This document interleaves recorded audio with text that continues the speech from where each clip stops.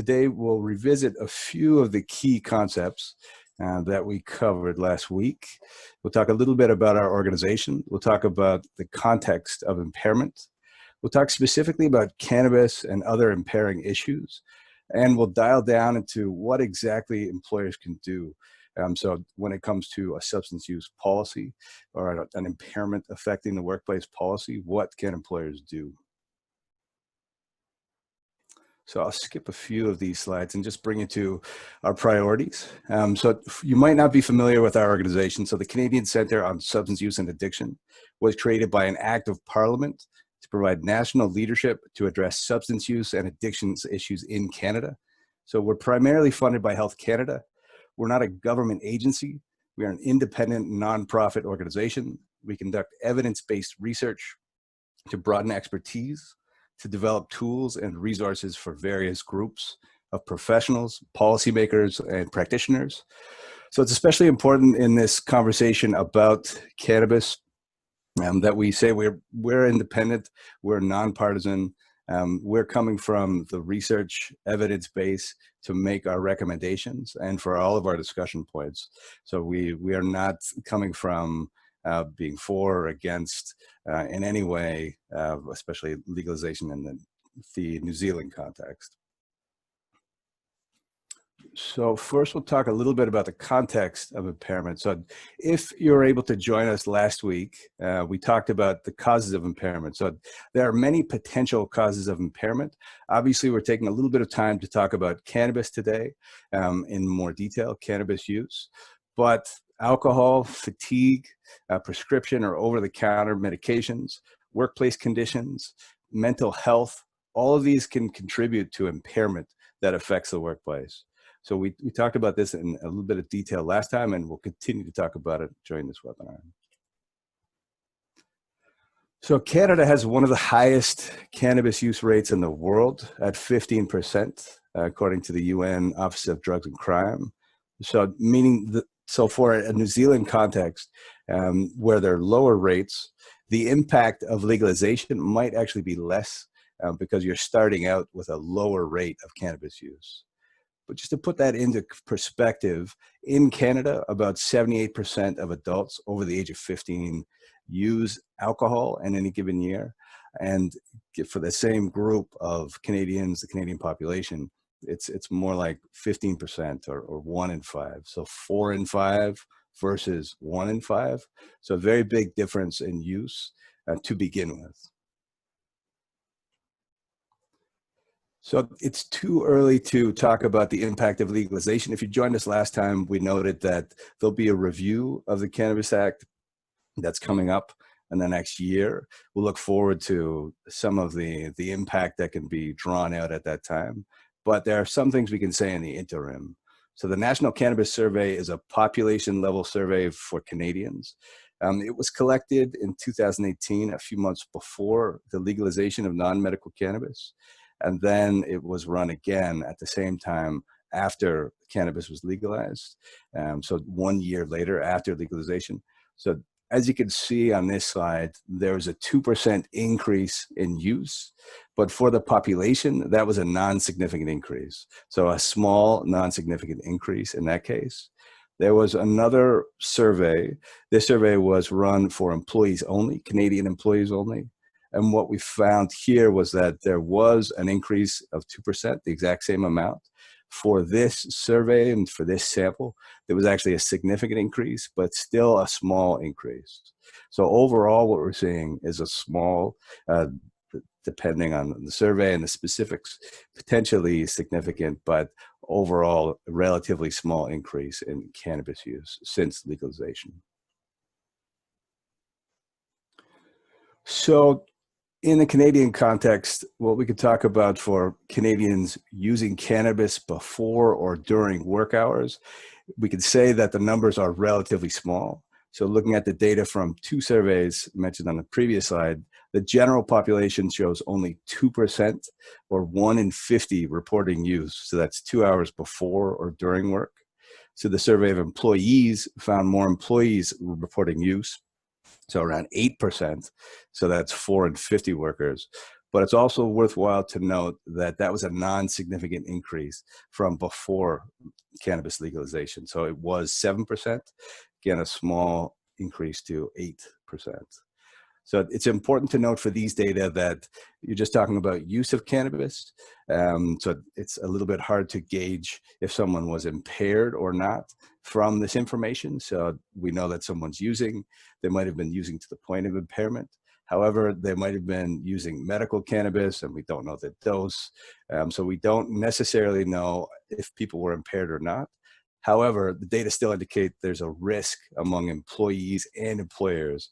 So for employers, there's a need to take that education prevention to speak about this issue in the workplace.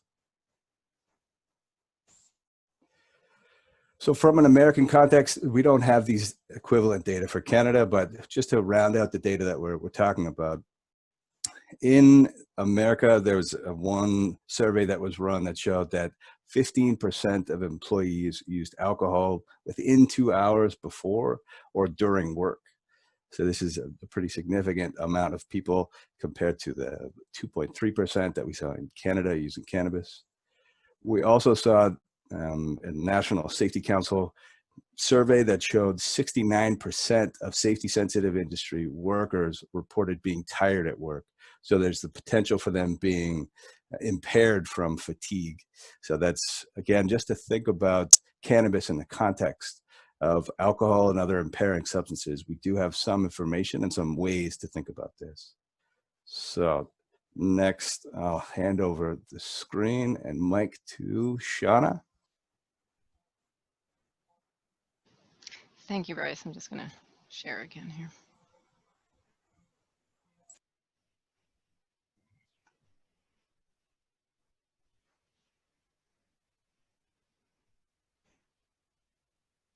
So hello, everyone. Nice to see you.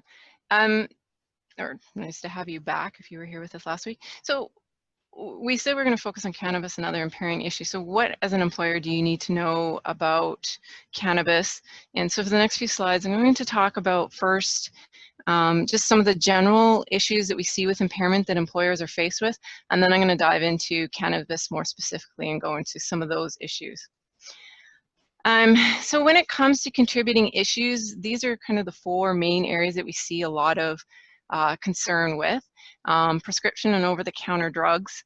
One of the challenges with this one is it's just rarely mentioned in employer policies, but it is a substance that most employers will, or most employees will actually use. So you do often have employees who are taking prescriptions, or if it's cold and flu season, they might be taking cold medication, or if they have allergies, they might be taking allergy medication. And many of these things can potentially produce impairing effects. But they're not often adequately addressed in impairment policies. So one of the things we recommend for employers is, first of all, to have a section that talks about, just briefly, prescription and over-the-counter drugs. And one way to make that connection for employees is to use the common names about drugs, these types of drugs, with the employee in the policy. So such as using the words tramadol or NyQuil or Sudafed. This tends to be a little bit better at triggering for employees that they could be potentially taking an impairing medication.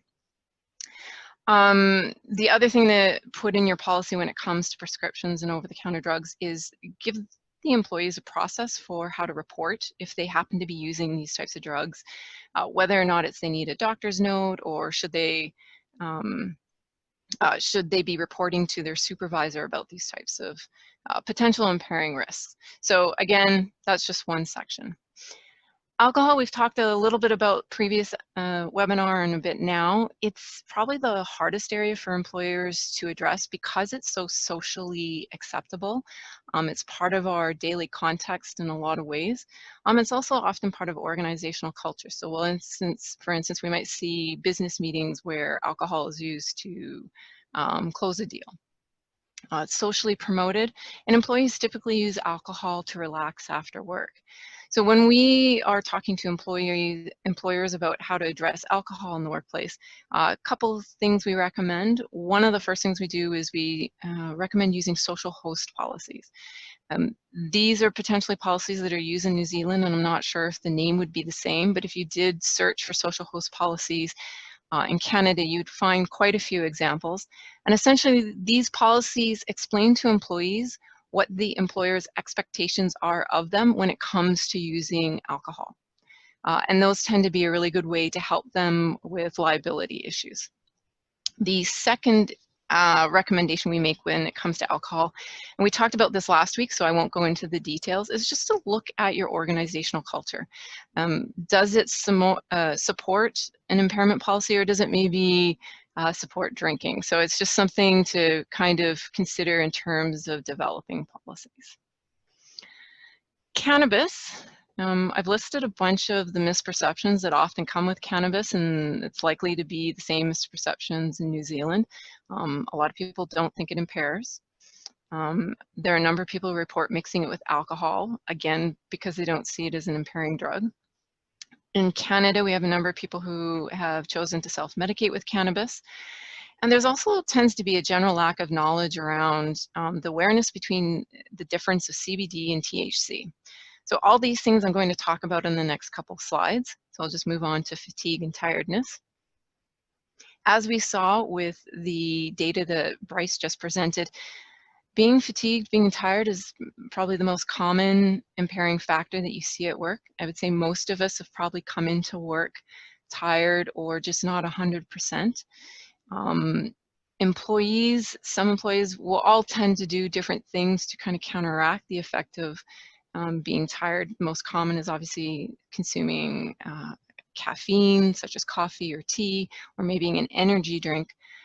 But for some employees, especially if they're in a job situation that has repetitive duties or might be shift work, there is cases where they do move into taking stimulants types of drugs. So there might be an employment risk there. And some employees will just push through the tiredness. What we recommend with fatigue and tiredness for employers is, first of all, the great thing is there's a lot of research on this, and there's a lot of recommendations about how to address fatigue and tiredness in the workplace. So it wouldn't be really hard to find some information if you're looking for it. And it's just something we recommend that be addressed in a policy because it tends to be the most common factor, or the one that most employees will face. So before we launched into cannabis, I was curious about getting people's perceptions about risks in their workplace. So we're going to just launch a poll among your employees. Who are you most concerned about for cannabis use? I'm just going to hand over the control back to Kate so that she can share the poll with you. So there are 4 categories. I'll give you a moment to answer it.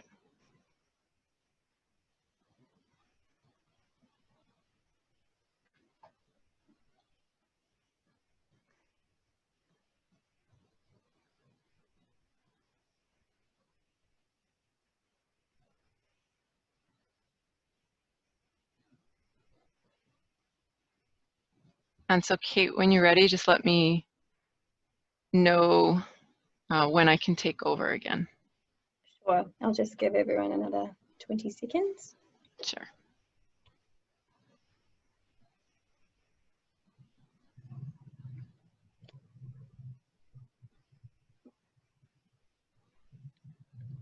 Okay, I'll close that now. I'll share the results. Can everyone see that? I can see it. Okay. So it looks like most of the panelists or most of the participants are concerned for the 25 to 44-year-olds. And this might be because they might be the primary source of your workforce, or it might be for other reasons. So we're just going to look at some of the data that we have in Canada that explains some of what we've been seeing. And I'm going to go back to sharing my screen.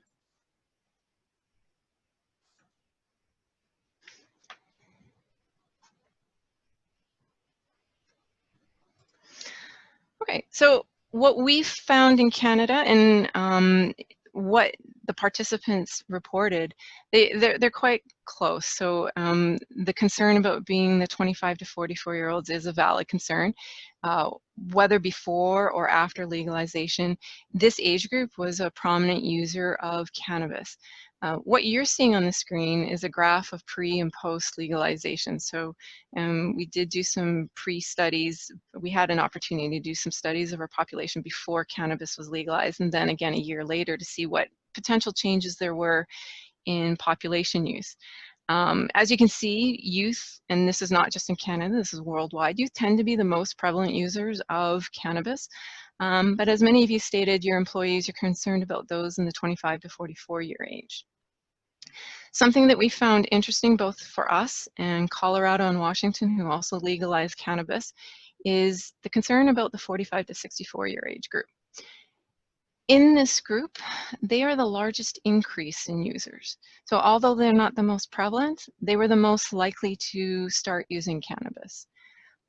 We did another question. There's another survey that was conducted.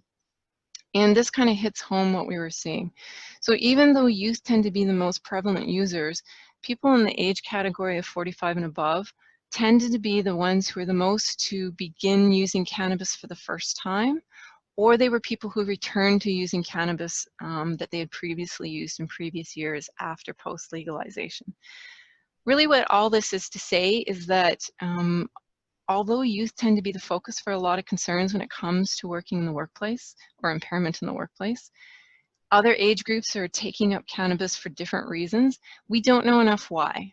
We do see some changes in, also in our senior citizens, but again, we just don't have enough data to explain what these changes are. But the important takeaway for employers is that the focus for cannabis impairment needs to be across all age groups. And it looks like the employers here are already concerned about some of the older adults. So what do you need to know about cannabis in terms of developing policies and risks in your workplace? The first thing to understand is the difference between, and I have a hard time saying this, but tetrahydrocannabinol and cannabidiol.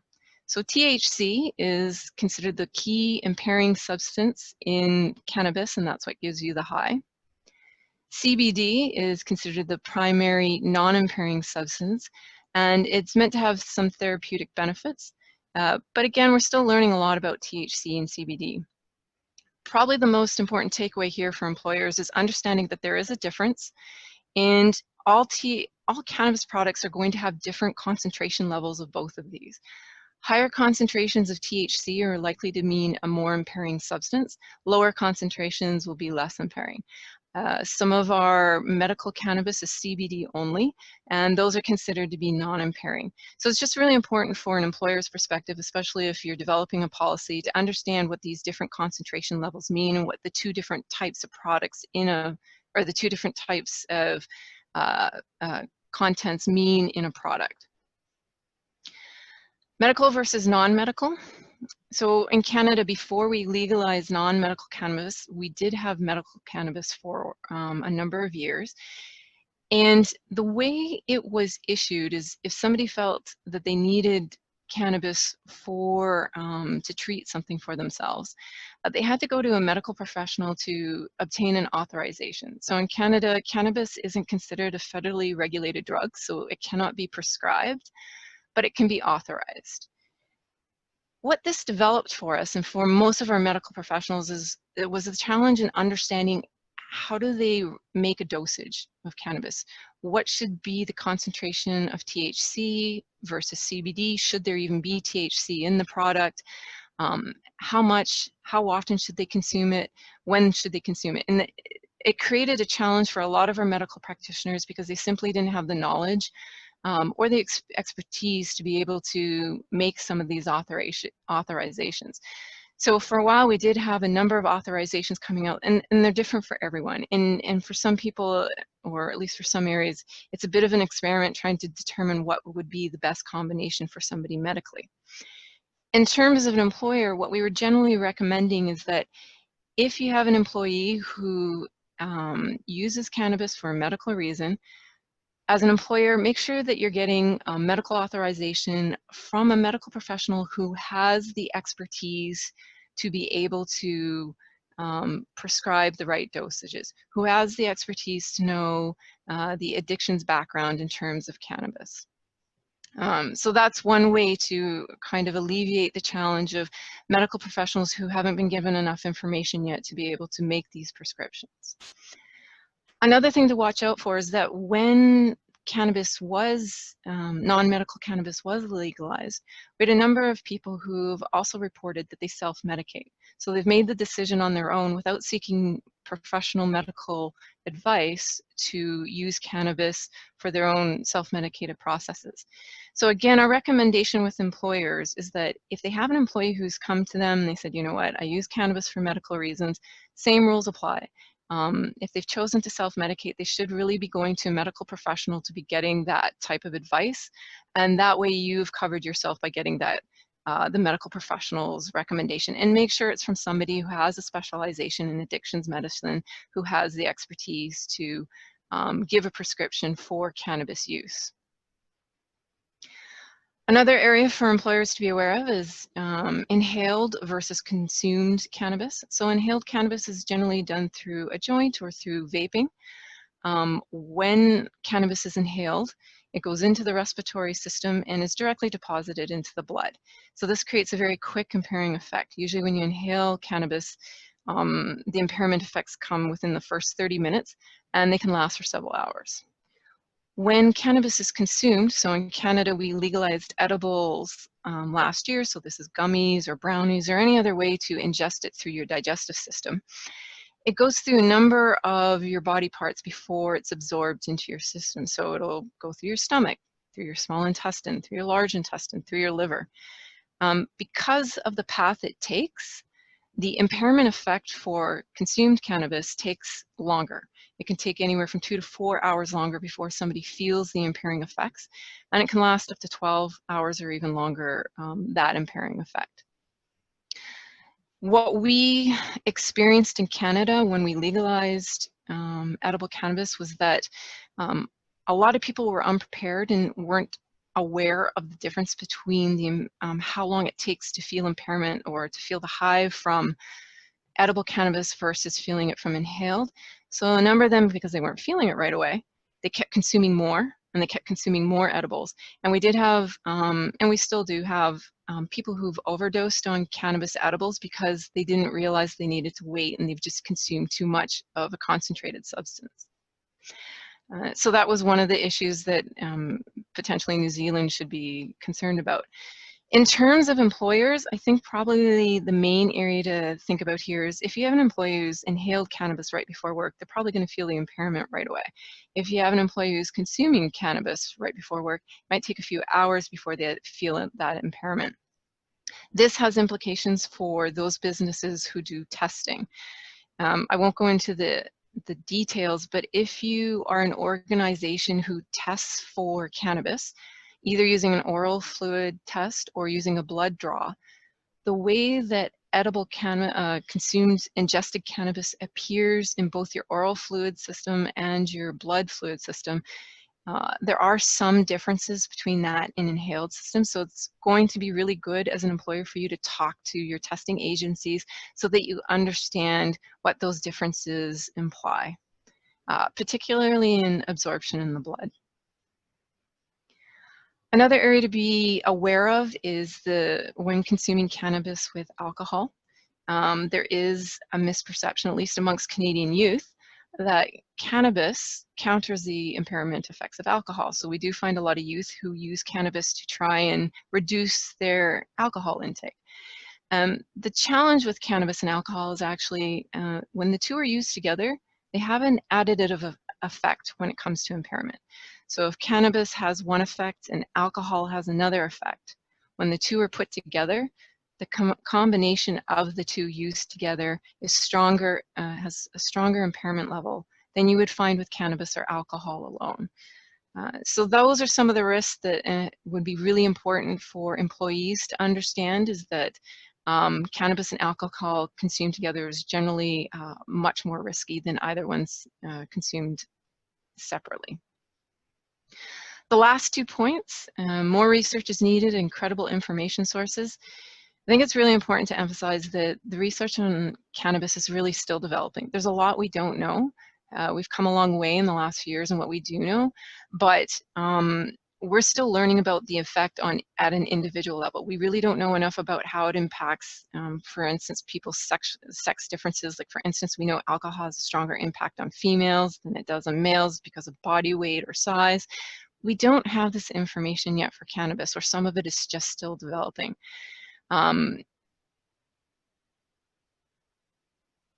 things we recommend is that you seek out credible sources for information. When cannabis was legalized in Canada, one of the things we saw immediately was this upspringing of websites and all these studies that claim different things about cannabis, and a lot of it just wasn't true, or they were misrepresentations of the facts. So if you're looking to provide the right information to your employees, it's really important to make sure you're seeking out that evidence-based information. Find out those organizations in your country that produce based on the research. And bear in mind that there are some things we just don't know yet, and we admit it openly in our products when we say, you know what, there's not enough research on this. So it's really, really important that you have that information, because there's a good chance your employees are going to come to you with different perspectives on cannabis, and if you're armed with the right information, it's going to be very helpful in terms of reducing impairing effects in your business. And I'm going to hand back to Bryce. Thanks, Shawna. I'll just share my screen. Please bear with me. Okay, and so in the next section, we wanted to touch on what employers can do. So some concrete steps across prevention, education, observation for impairment, handling impairment, and accommodation. So what exactly can you do in your context as appropriate to address impairment? So to start, we wanted to have a poll of everyone who joined us today. So what I'll do is read this question, and if you can jot down what you think your substance use policy or your impairment policy addresses while I'm speaking, that would be great. And then Kate will pull up the poll. So I'll read it out right now. So how many of the following issues are addressed in your policies? So clear employee expectations about sources of impairment, specific consequences for impairment, substance use education, impairment training for supervisors and managers, observing for impairment, process to return to work, and then employee support and assistance. So momentarily, I'll stop sharing my screen so that Kate can pull up the poll. And so if you can answer whether you have 1 to 2 of those elements, 3 to 5, or 6 to 7 on the poll. We'll give everyone about 30 seconds, and then we'll collect your answers and move on from there.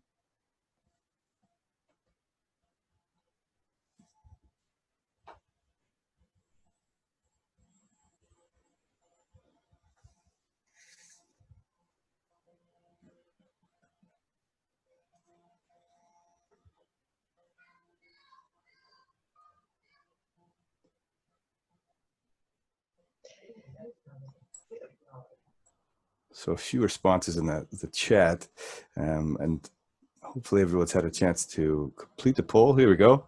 So 3 to 5 elements, which is great. I think if, maybe Shawna can chime in later, but that would probably be more than what we would see in a Canadian context when we did some research in this area. So that's a good sign. I will share my screen. So we wanted to go through a few particular areas of interest. So as I mentioned, starting with, I'll just make sure that's moving forward. So prevention and education.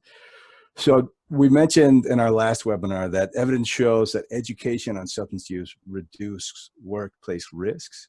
And there's a few factors that we wanted to discuss about that today. So first of all, there's an opportunity to recognize high-risk work factors. So there's a number of factors that can feed into a position being more at risk of substance use or impairment. So safety-sensitive organizations have a number of these high-risk factors, such as shift work, repetitive duties, driving long distances, unstable contracts work.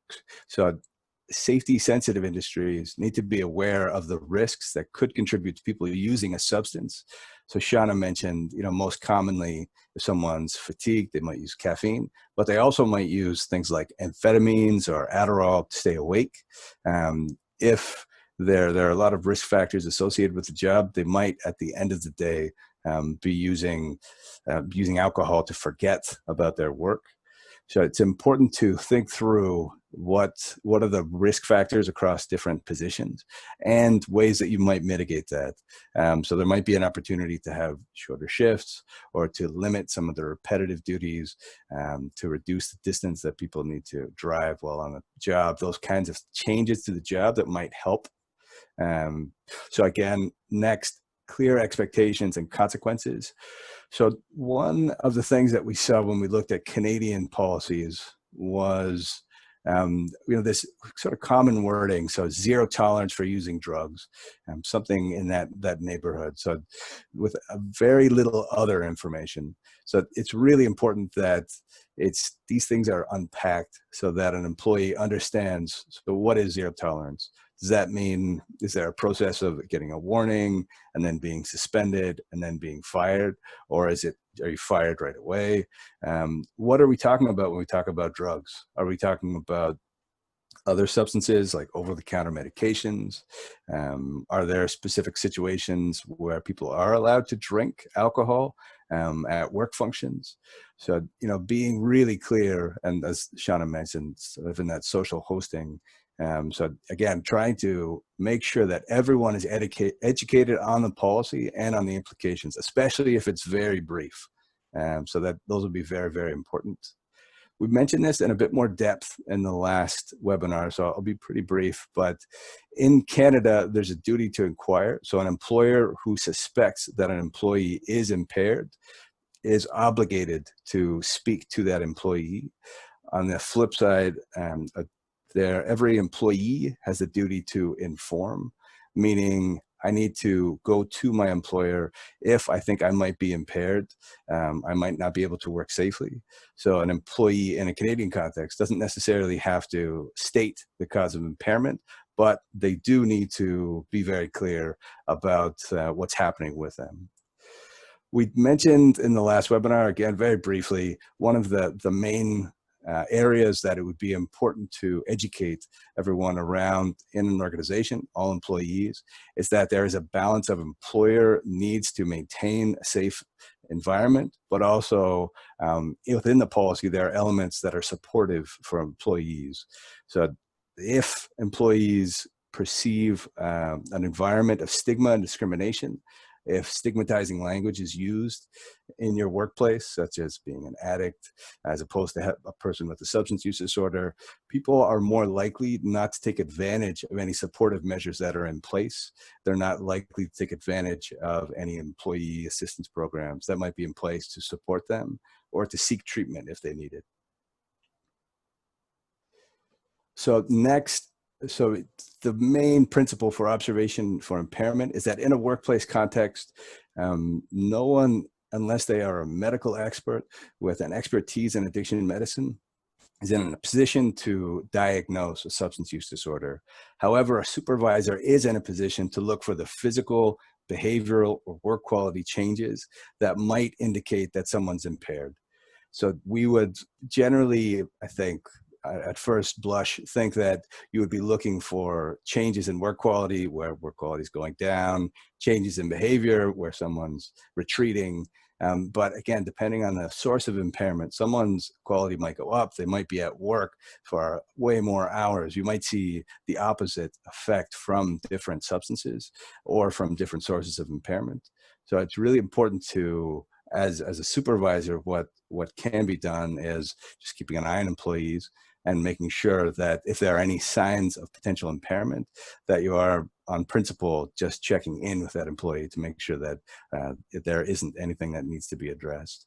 So if there is a potential for impairment and someone does need a substance use diagnosis, a substance use disorder diagnosis, so work with a medical expert with that expertise in addiction medicine. So next, I'll hand it back to Shawna, who'll pick it up from here.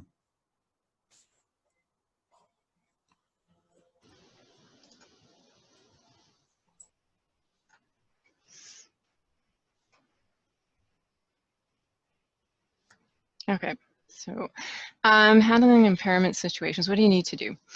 We do have a couple of really good examples from safety sensitive organizations here in Canada that have provided Within their own policies, they've described aspects that you can do and step-by-step procedures. So if you're interested in those, you can talk to us, or I think we might actually have one of them referenced in the handout that we gave out. What do employers or what do supervisors and managers need to do when they suspect or potentially observe impairment? First thing, of course, is to remove the employee from an unsafe situation. Usually, it's just finding a way to distract them out of that position. It could be, you know, can we have a coffee, or I need to talk to you about something. If it's more serious, you might need to find other ways to just get them out of that situation. But the first priority is to make sure that everyone's safe. So find a way to remove them from that situation. Second thing is to use a confidential area for discussion. So once you've removed the employee from that area, bring them to an area where you and that employee can have a conversation. Now, a couple things to keep in mind about confidential areas. First of all, make sure it's a place where no one can overhear the conversation. It's a neutral place, something safe where you're not going to be interrupted. A second component is we strongly recommend that you have another individual, a third party who's neutral, who's considered a safe person to both the employee and yourself, who can be there as part of that conversation. They can be a witness. This person might be your human resources manager. It might be a nurse or a doctor if you happen to have that at your facility. It could be a trusted colleague, another work colleague from the floor. Anyone who can maintain confidentiality, but at no time should you be alone with that employee, or no time should your supervisor or manager be alone with that employee in an area where either there could be information misconstrued in this types of context. So we do hear about issues with sexual misconduct, so we don't want to create those types of situations. But we also want to keep the supervisor or manager safe. If an employee is going through a very serious situation, whether it be a mental health issue or some serious type of impairment issue, we don't want the supervisor or manager to also be put at risk if they're alone with somebody in a room that there's no way to ask for help. So always make sure that your policy identifies that a third person should be present. When you're having the conversation with the person, as Bryce mentioned, it's not about diagnosing. Usually when we tell employers that, they feel a sense of release. Your supervisors and managers, their goal there is to kind of gather information. So using non-confrontational questioning, making sure the conversation is about the behavior and not about the person. So things such as asking about, you know, your behavior seems a little off today, or I was reviewing your forms today and I noticed some errors. Just starting that initial conversation, and it's about a conversation about what's going on.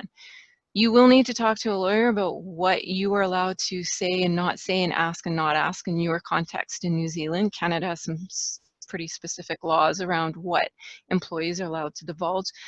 But the point of that confidential discussion is to try and determine if there is an issue on hand and if you need to address it further through other channels. Of course, document whatever happens, document behaviors, document what you observed, involve witnesses if that's needed. Make sure all this information is recorded. Sometimes this doesn't get recorded, and what you're looking for is patterns in behavior. So if this happens again, if it was documented the first time, now you have a second time, now you have a third time. Provide safe transportation and medical attention. I was looking at a law case from a couple of years ago in Canada where there was an employer who the supervisor had removed an employee from their situation. They were impaired by alcohol, and you know, they stopped them from working, but they let them drive home. So your policy should also make sure it addresses what to do if you do have somebody who is too impaired to work, and what you do with them afterwards. Is the policy going to be about providing them safe transportation to their home? Do they need a taxi? Or should you look at the person more carefully? Do they need medical attention? Is this somebody who needs to go to a hospital or to a medical clinic for further investigation? So it's really important that the policy address what to do with a person once everything has been resolved, and making sure that that person isn't putting themselves in further harm. So a duty of care. Last thing to look at is tailor this part of the handling impairment situation to the needs of your organization and the laws. So for instance, a few years ago, we worked with the Canadian Nuclear Safety Commission, and having an unsafe situation in a nuclear plant is quite a bit different than maybe having an unsafe situation in a warehouse. So make sure that whatever practices you implement for yourself, that they make sense for your organization. And the last thing I want to highlight is really make sure your supervisors and managers are properly trained. We have seen a few legal cases where the company has implemented a really good policy. They've covered all the bases in terms of how to handle impairment when they see it. But we did see this one case a couple of years ago where the supervisor implemented the policy incorrectly. So what happened was they didn't, the company was held liable because the supervisor didn't implement the policy the way it was intended to be. So if you're going to have a policy, just make sure that your supervisors and trainers who are meant to implement these policies are well versed in how they're meant to proceed. And the last thing to talk about in terms of policies is accommodation and return to work. Within the Canadian context, we do have a law that requires that we accommodate for disabilities, and substance use disorder is considered a disability in the Canadian law. So employers are expected to accommodate employees up to undue hardship. And we explained this a bit more in the previous lecture or webinar, but what that essentially means is that an employer needs to adjust the workplace policies as much as they can in order to help the employee return to work, but not to the point where it's going to be an excessive burden on the employer. So when you're looking at considering accommodation and return to work, something to keep in mind is you have an option of return to work versus return to duty. So return to duty is having an employee come back and do the exact same duties they did before they left. And so that could mean if they left as a forklift operator, they're coming back to be as a forklift operator. But some of the ways you can accommodate an employee is have them come back and do different duties. So that means returning to work. So some businesses, they might have an employee come back, and instead of being the forklift operator, they might be doing inventory checking, or they might be processing weigh bills. So the point is that they're able to come back to work just in a different capacity.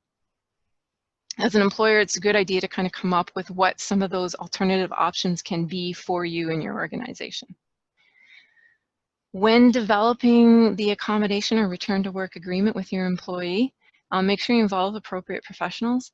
It's really important in this case to have a medical professional who has a specialization or expertise in addiction medicine, and preferably also understands occupational health and safety.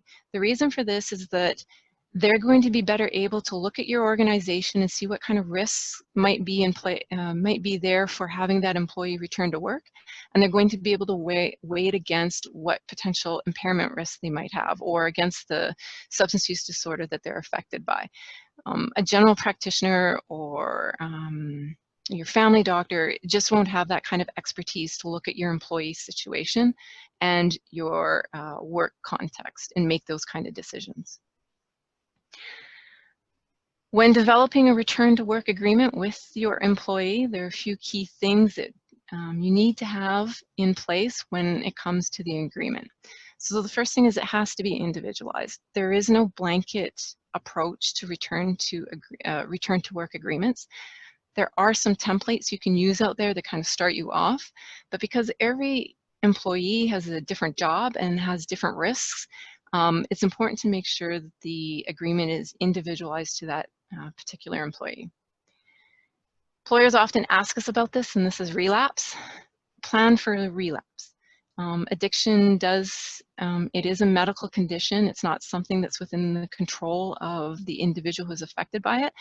And so a lot of times when we look at relapse agreements or return to work agreements, there will usually be some sort of statement about having possibly 2 relapses, maybe 3. This is something you need to work out with your employee, with the addiction specialist, and with your lawyer. Return to work agreements need to be clear, and they need to state the consequences.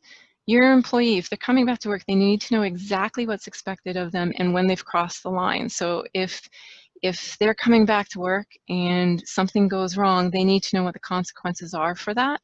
They also need to know what your expectations are. So just make sure the return to work agreement is very clear about what you expect from them and what the potential consequences are. Okay, so just to summarize some of the aspects we talked about, I know we talked about a lot of different things in a very short period of time, but the overall message to leave with you is impairment regardless of what's causing it. So your best bet is to have an impairment policy and then address substances as part of that policy, cannabis, alcohol, prescriptions, those types of things. Legalization in Canada, we didn't see any dramatic changes, but it does take some time to find out if there's an impact. So visit us in 5 to 10 years and we might be able to have some more information for you. When it comes to developing your policy, make sure your observations look for changes in employee behavior, physical behavior, or emotional behavior. Have a process in hand for handling impairment situations, develop an accommodation and return to work process, and the best way to deal with impairment on the work is to do some prevention and education in advance. And make sure you're always balancing the needs of the employer to keep things safe and the employees to feel that they're in a supportive environment. And we finished off with this in our last session, but just we do have a resource sheet, and I'll just highlight below the picture you see the problematic substance use. This is an actual guide for employers on how to develop a substance use policy. So this is an option for you as well if you're looking to create a policy. And I'll stop there for any questions. Well, look, thank you. A huge thank you to you both. We have got a few questions that have come in, so I'll just read them through from the start, and you guys can decide who's best to answer, or you both might like to have input. Look, right back at the start, Bryce, when you were talking about that emerging data, we've got a question about the survey, well, I think the data focusing on use 2 hours before work. Is there a link to the potential of impairment in time when it's taken? I think you might have addressed that a little bit, Shawna, on your part, but do you guys want to talk to that? I think, Shawna, you did touch on that. So maybe if you just wanted to summarize around different types of use, edibles versus others, and potential, how long people can be impaired.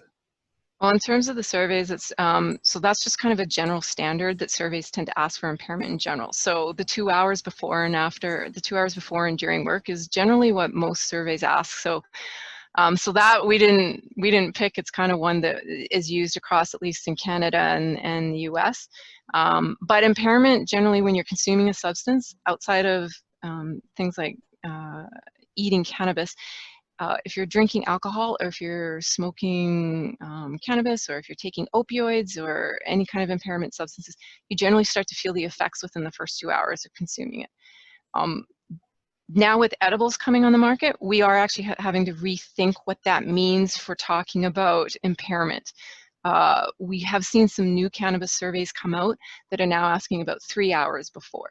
And so this is one of those emerging areas where we haven't had to deal with this kind of delayed impairment effect. And so the research is still just developing in that area. But yeah, we are seeing more and more surveys asking about 3 hours now.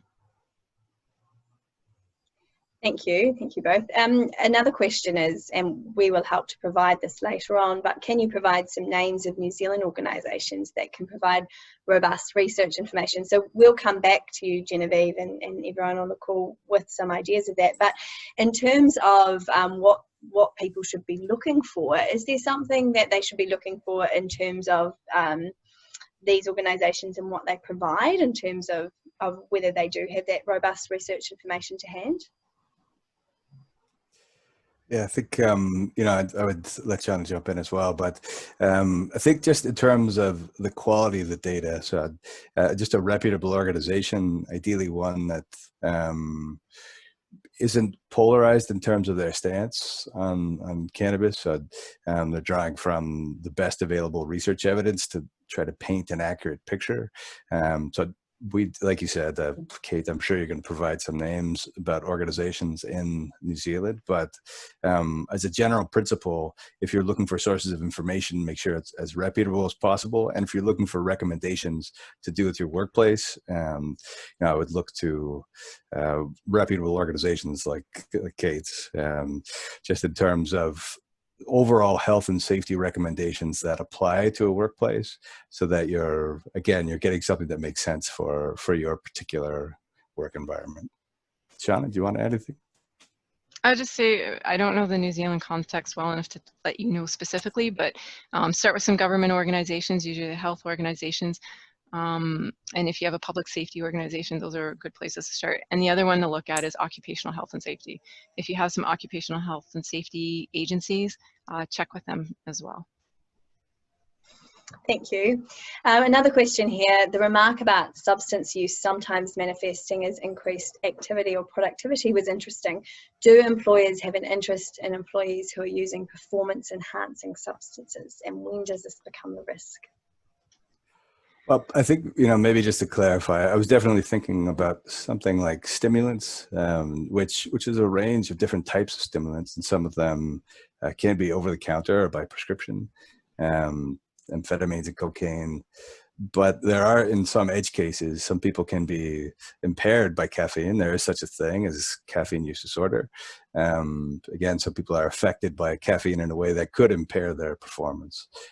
So again, I think it's important that we think about different sources of impairment, and we think of the ways that it might manifest differently for different people, so that it's really those changes in performance that might suggest that someone's impaired that we're looking out for, and not looking for a stereotype of a particular substance. I would also caution, when we say somebody has increased activity, usually it's not necessarily increased quality of work.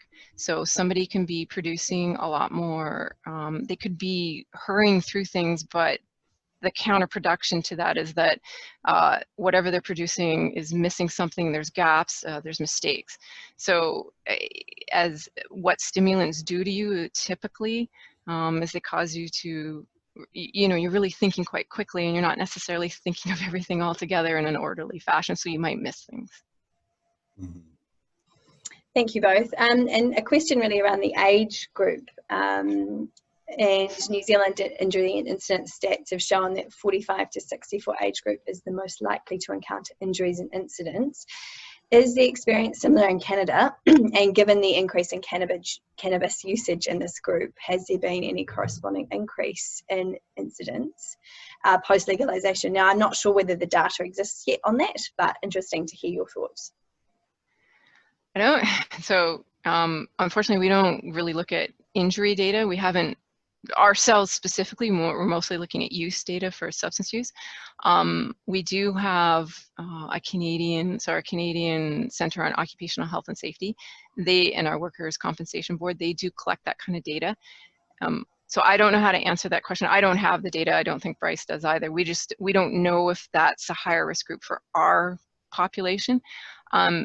But I can say for certain right now, we don't have enough data yet on the relationship between injuries and cannabis use, in large part because, again, it's difficult to determine what someone's impaired by if they've been impaired. Even just if somebody gets injured on the workplace, it might not be cannabis. And so how do you start making those connections? The only ways to really do that is start actually doing research studies, and that might be something that comes in the future as things progress. I just haven't seen any studies that have looked at that yet, but hopefully maybe that's something we can look at in the coming years. The only thing I might add is that, just for simplicity's sake, I think we've been talking about multiple potential sources of impairment, but there's definitely situations where these are piling on top of each other, so that someone is having trouble sleeping, so they're using a substance, and they also have mental health challenge, they have stress in their lives. So again, sometimes it's not as easy to attribute something like an injury to just one particular substance. So we might see some trends in the data, that would suggest had something to do with cannabis legalization, but sometimes it's very hard to take apart exactly what's going on. Yes, well, we'll watch with interest, because you will be, if it goes ahead here in the referendum, you will still be quite a few years ahead of us, so have more emerging data. Look, there's another question that's just come in. Is there a test for impairment for cannabis? Now, I know this is quite, there isn't maybe a set answer for this, and I know we sort of covered it a little bit last week, but perhaps one of you might just like to very briefly talk through this, because it's not a black and white area, really, is it? All right, so how to do this in 1 minute. In terms of impairment, there's no, so oral fluid tests, urine tests, and blood tests tell us the concentration level of cannabis in somebody's system in different ways, or the presence of something in somebody's system. And we don't have enough data yet to make a concrete comparison between impairment and those levels. However, in impaired driving, we do have some set levels where we say, okay, if you've reached this content, so it's 2 nanograms and then 5 nanograms per milliliter, I think it is. If you have these concentration levels, we've said these are for sure cutoffs. These are the cutoffs we said that if you're above this level, you are potentially impaired, and if you're above 5 nanograms, you're definitely impaired. The other, so there's no, that kind of test is still developing. In terms of behavioral tests in our impaired driving field, our law enforcement officers, both in Canada and the US, we have drug recognition experts. They're specifically trained to detect impairment of 12 categories of, of 7 categories of drugs through 12 different steps. And when they use this process, they can determine down to a point where something might be cannabis impairment. And it's through a variation of processes. There's physical tests, there's psychomotor tests, there are questions, there's just, you can look it up actually, it's all online. If you go to the drug recognition expert website, they'll tell you, and even in Canada, we have it listed on our Canadian website, and you can go and see all the different tests that they do. When they use that test, it's meant to narrow down the category, because in Canada, by law, we have to have a reasonable cause to charge somebody for impaired driving. So if you're talking about whether or not we can test for impairment, that might be the closest you can get at this stage. I do know some of my colleagues are working on looking at specific psychomotor tests that can test for cannabis impairment, and other people are looking at it too. So is there one specific test? I would say no, but are there benchmarks that we've established? Yes. And are there other ways to look at it? Yes. It requires quite a bit of training, though. Absolutely. And I think we just have to keep watching in this area. There's also, what we talked through in that podcast, Shawna, around the observation tactics as well that some agencies are using, but again, still emerging evidence here. Someone's just asked if you can give us the link to that last site. So I'll send out an email following this webinar to everyone. So if you can send that through to me, Shawna, I'll pass it on to everyone. That would be great. Look, I just have one quick question lastly. When you were talking about supervisors and managers being properly trained, what does that training look like? Like what should people be looking to put their supervisors or managers through?